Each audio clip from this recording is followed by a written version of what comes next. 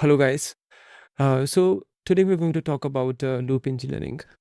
This has been the talk for I think last few days now, and this was started by Peter and the founder of OpenClaw. And I actually have a reason to believe why he's actually doing these things or saying these things. So first of all, of course, one of the main reasons behind why he's doing it is because he works at OpenAI, and he can spend a lot of tokens in the loop, right? He can basically set a goal, and then he can spend a lot of tokens on letting OpenAI build it or Codex build it for him because he has a lot of tokens for him. The last time the video he posted or the photo he posted, he basically I think showcased that he spent about like few $100,000 on the Codex. It must be on the Twitter, but somewhere over there. If you search about Peter and tokens, so yeah, so I think you can see that he spent about $1.3 million in last 30 days. And all of this is actually free for him, or you can say subsidized for him, because OpenClaw was bought by OpenAI, and Sam Altman probably gave all of these tokens for free to him because he knows that this guy is actually going to talk about how he uses these tokens to build something online. So this is how it all starts. But I think there is one more reason behind it too. So first of all, he's not just a great engineer, he's also a great marketer, right? Because this was the guy who was able to sell OpenCloud to everybody. This was something which doesn't make sense. This was the agent that you actually installed on your system, which had access to almost everything. There wasn't any software, I think, before OpenClaw, where somebody was able to install it and give the access to their messages, email, the chat, the agent, and everything, or even in the corporates this comfortably. I think it was only possible because it came from Peter, and he was really great marketer. He really knew how to build and how to sell, and he was able to sell the OpenClaw to everybody. I think if Sam Altman himself would have released this OpenClaw, nobody would have installed it and given this much of the permissions as we did because of Peter. So people had a lot of trust on him. But probably doesn't know that he's not just a great engineer, he's also a great marketer. He knows how to convince a lot of people to do things that he would want you to do. And I think one of the things that he wants others to do is to also spend tokens for OpenAI. And he wants, I think, most probably to do it on the API level as well, because the thing that he's trying to convince you is that I'm successful because of spending this much of the tokens. If you spend that much of a token, you can be successful too. And I'm not denying that. I think you maybe can be successful, but you have to be millionaire or in the category of that to spend that much of the tokens. But yeah, that's enough of the thing. But I think there is second reason behind why he's now talking about loop engineering as well. And I think it is because he has somewhere understood, and I think people have somewhere understood that too, that OpenClaw is basically just the agent, right? It is something that you install on your Telegram. You maybe initiate the chats, you maybe initiate the messages, but you can't really do the long run development from it. And for that, you only have to go to Codex. So people doesn't really talk about OpenClaw when it comes to development. People talk about Codex when it comes to development, and people talk about Cloud Code when it comes to development. Cloud Code, Fable, I think it's probably not really doing good, at least for me these days, especially the Opus version. I haven't really tried the Fable version that much, but yeah, I mean, didn't really do much better than 5.5 for me. So basically now what this guy is trying to say is that, okay, if if people are not talking about OpenClaw and they actually want to do the engineering, then how can I let people do engineering through OpenClaw? And he want people to do engineering to OpenClaw just through one message, because that is what the assistant is supposed to do. Assistant is supposed to tell you that build me the clone of YouTube or build me the clone of Shopify, and the agent is supposed to actually build the Shopify app for you and then send it to you. And that is where I think his message comes in, where he says that you don't need to do the prompt. You shouldn't be prompting to the system. You shouldn't be prompting. You should actually be designing the loops that prompt your agents, because now you only need to actually initiate this loop through the OpenClaw, and that is how I think he achieves the success, where OpenClaw becomes more and more successful, and people start doing development through this medium where people will not start the actually doing the interaction with the CLI, and people just start the loop and it does the thing. But I think what people forget is that the softwares, this is just a code, right? The business is not run that way, and neither does the startups, and neither did somebody become successful by actually understanding how to make the product. There is a lot of things that goes behind the scenes. For example, if you want to build the clone of some social media app, it is not just about building the software that is going to let you send the messages to one another. It is about actually attracting the community. It is about having that amount of people who would want to install your application to actually talk to each other. That is where the marketing comes in. That is where the creativity comes in, right? That is where all of the other things comes in. And another example that I can give you is maybe, let's say if you want to build the product today, if you just build the clone of something that is running already today, like a WhatsApp, you might not be successful. You have to go through the loop of actually what Peter Thiel talks about, which is going from 0 to 1, figuring out something that works in the market and trying to deliver as soon as possible, and then trying to learn from the market, trying to talk to people, trying to figure out which features you need, and then building those features and being first in the market, let's say, or even if you're not first in the market, being closest to the market, and trying to push off the startup off the roof. So it is a lot of things. And when you do that exercise of actually going and talking to people and then figuring out the ideas that what you maybe should be doing, you figure out the problems that people want to solve today but are not already solved.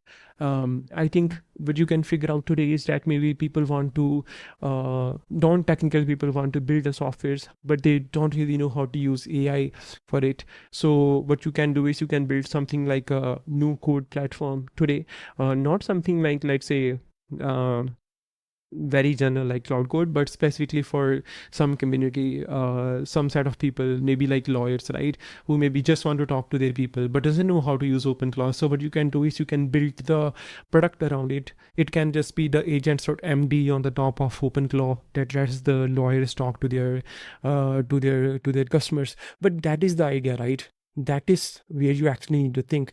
You need to figure out by going in the market and thinking how to do the business. And that is the part I think that is missing in today.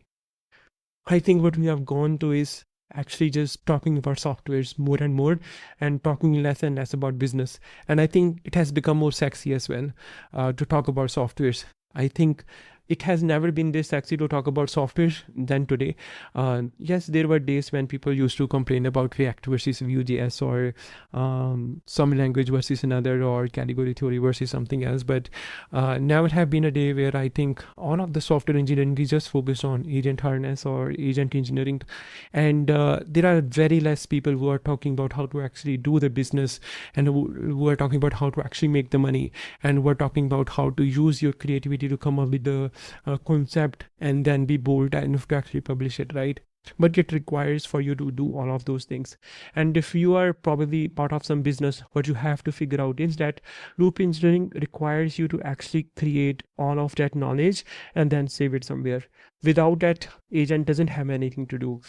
You might be able to give the agent some command that, okay, build me the Shopify clone, but if you actually give it a different command, for example, I would like to build, let's say, the market for farmers who are in India and they want to sell this seed to each other, and our target is to actually sell them across in this different events that they go to, and their specific idea is to actually do the bidding for some specific seed. And then if you go through that specific idea, right, and if you try to build out and document everything, you might be able to build out the knowledge which goes back into the agent to actually do something. And that is what I think the others talk about. So if you look at this guy, Loop Engineering, he published a really good article about the same thing, right? That so he talks about more from the software perspective, that like the loop needs 5 things. So one thing is that automation that goes off on a schedule and do discovery and tries by themselves.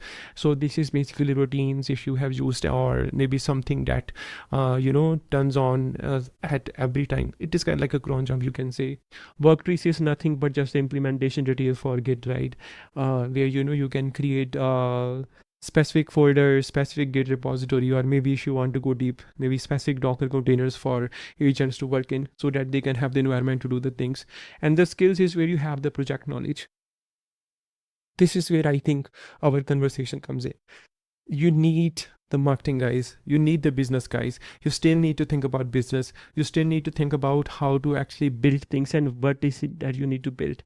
Otherwise you're going to spend a lot of tokens in building something which others don't really need.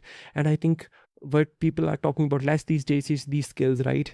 The skills that is like business, that forces the software engineer to think that do you really need this feature? What are the metrics that you are targeting before building the feature?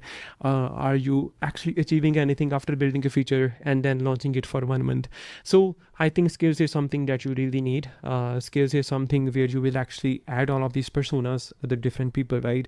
That okay, there is a business guy, there is a startup guy, there is a CTO, there is somebody who just thinks about doing the analytics and then figuring out what people need, and the software that he wrote, does it make sense or not, right? And plugins and connectors, and then subagents is it's basically there's just implementation details, just agent doing more stuff for you, agent orchestrating with each other.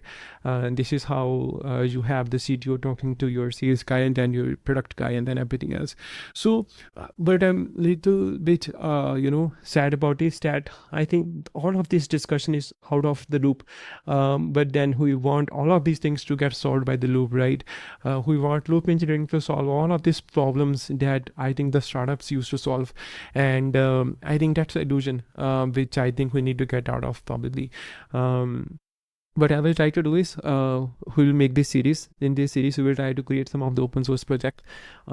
Maybe I will try to clone the Tana, or maybe I will try to clone some of the other projects. But the way we will do it is we will try to create all of these skills, all of the knowledge, and then I will open source it on GitHub. And then if you want, you can go ahead and then try to sell it as well. And our goal will be that okay, I'll be able to attract some people on the Twitter where people are using our open source projects or not. And if you want, you can maybe launch the paid version on the top of it too. So yeah, and I think there can be other ideas that we might find out through this loop engineering, and I think I really like this guy's ideas. I will pin it in the YouTube or on the Twitter, and the reason behind is that he talks about the loops that we actually need. The loop is not just the implementation detail, it is something that can get us something, and it is nothing different than routines. It is nothing different than you could have done even with the cron job, which is basically plan the vision and then the architecture and then the plan the next change. This vision and architecture is all the discussion that we just had, which is what business is what you want to solve, right? And then the plan the next change and edit the code, running the tests, and then basically building the thing for you. Or maybe the research loop, which is you maybe want to solve some of the, or you maybe want to find out which YouTube video sells, or you maybe want to find out what are the products that you should be building so that you can feed it back into the loop, right?